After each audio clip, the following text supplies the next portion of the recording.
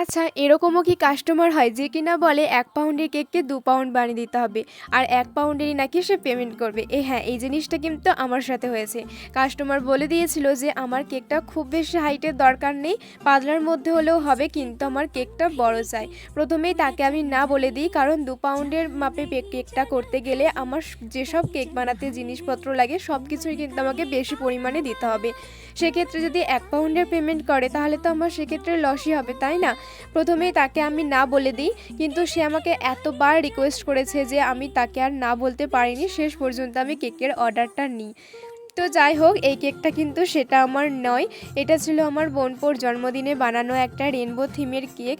সে যেহেতু একদমই বাচ্চা, তাই তার জন্য এরকম কালারফুল একটা রেনবো থিমের কেক করে দিয়েছিলাম।